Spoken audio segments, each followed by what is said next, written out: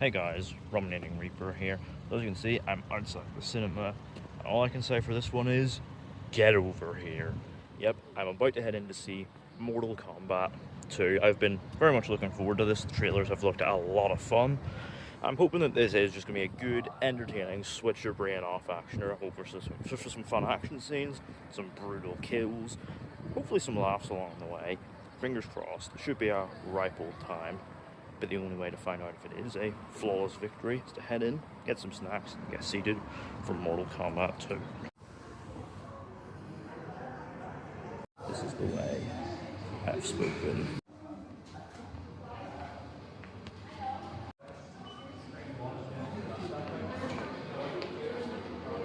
The good thing about the Mortal Kombat poster being right at the end is the screen is right next to it. Let's go. Yeah, I've got my popcorn here, the Cadbury Buttons toppers and a Fanta, ready for the second round of Mortal Kombat.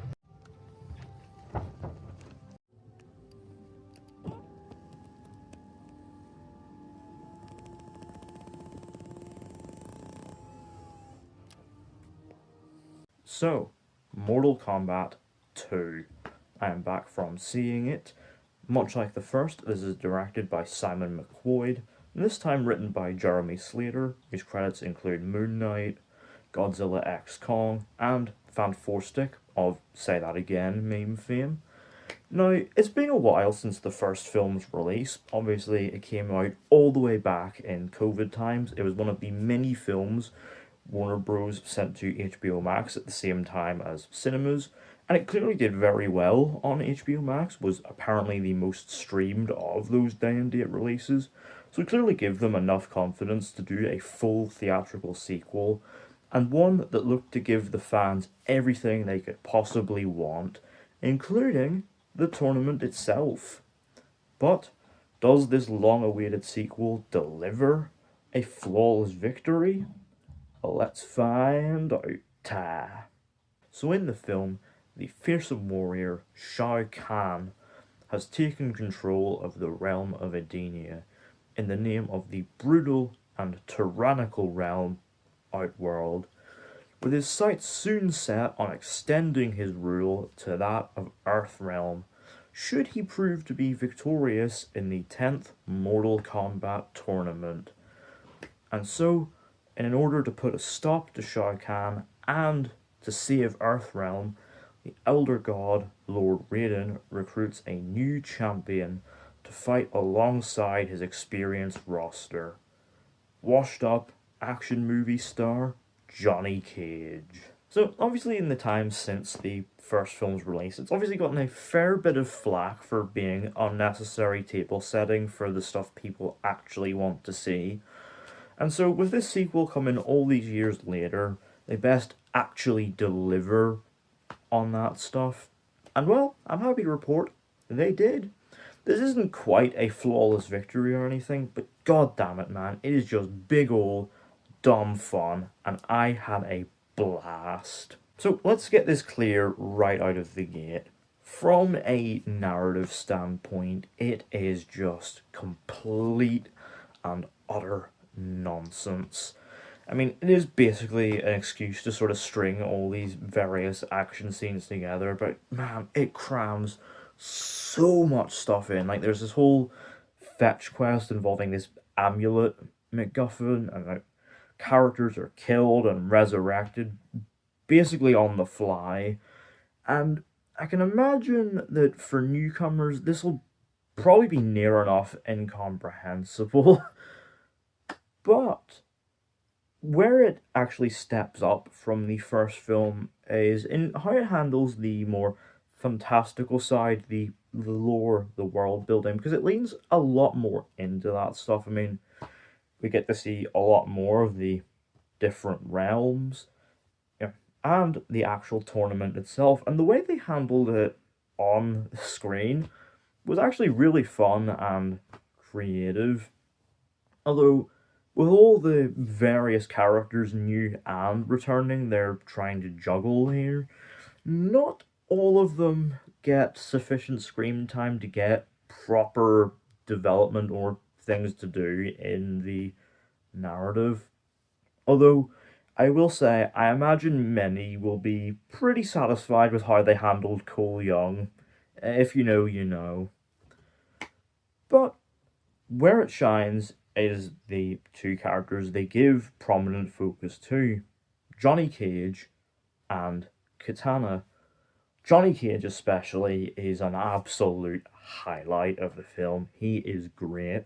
There were obviously doubts about Carl Urban's casting when it was first announced, but my god, he is Johnny fucking Cage. He is great. He has the charisma and swagger in spades to really sell this cocky, larger than life movie star.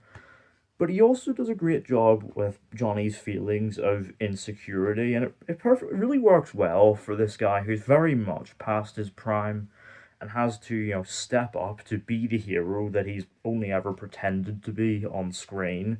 It's a very interesting arc and very, very compelling. It helps as well that Urban gets some great laughs as well, particularly in his interactions with Baraka and the scenes he shares with the returning Kano. And yeah, once again, Josh Lawson is great as just that obnoxious loudmouth. Yeah, so there are plenty of big laughs to be had in a very fun, tongue-in-cheek way. Obviously, on the flip side of things, Katana is very much our sort of eye into the more serious, fantastical world building stuff with an interesting enough revenge plotline involving the film's key villain, Shao Kahn, who is just gloriously campy. He is really only after one thing, power. And you know what, man? In a film like this, that's all I need. And obviously, Adeline Rudolph does do a decent enough job in this role as well to carry that fairly interesting arc as well.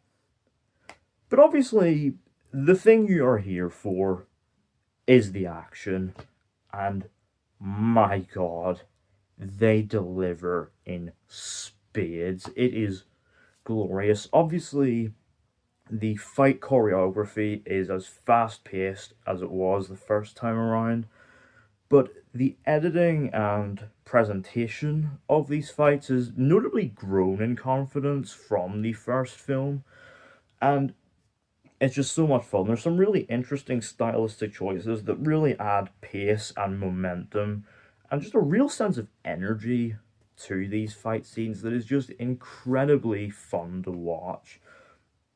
Particular highlights here are the fight scene between Liu Kang and Kung Lao, and that initial fight scene between Johnny and Baraka. Yeah, the action here is just a ton of fun.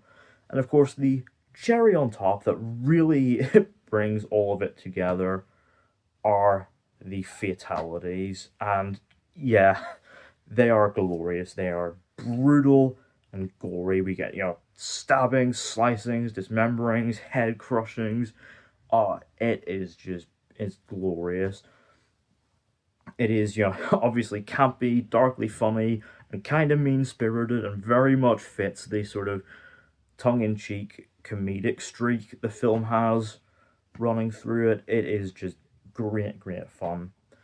Now, admittedly, there are points where some of the effects are kind of janky. There are points where it does feel a bit uneven visually. Like, there's particularly a couple of digital backdrops that really stood out to me. But considering the budget, this isn't exactly, Marvel level budget, they very much did what they could, and again, most of it is great considering the vast world building on display here. I thought they really did a great job bringing it to life, but yeah, very much some of those limitations do kind of stick out.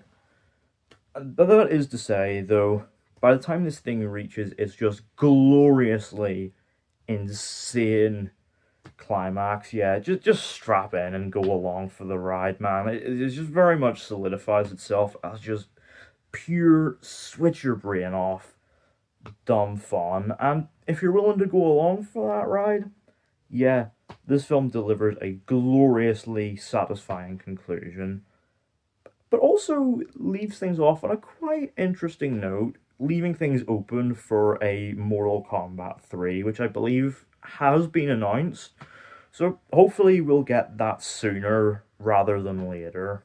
Overall, Mortal Kombat 2 isn't quite a flawless victory, thanks to a nonsensical and convoluted narrative, but it is a very satisfying, dumb fun popcorn blockbuster that delivers on all the slick, fast-paced action and brutal fatalities that you could want from a Mortal Kombat sequel. Out of 10, Mortal Kombat 2 gets a 7.5. So, let me know down in the comments, have you seen Mortal Kombat 2? What did you think of it? What did you make of it in comparison to the first one? Are you a hardcore Mortal Kombat fan? And do you think it delivered on the tournament and all the fan servicey stuff? And are you excited for Mortal Kombat 3? Should it come out? Let me know all that down in the comments. Don't forget to hit the thumbs up button if you enjoyed. Don't forget to hit the subscribe button if you're new. And don't forget to turn on post notifications so you don't miss an upload.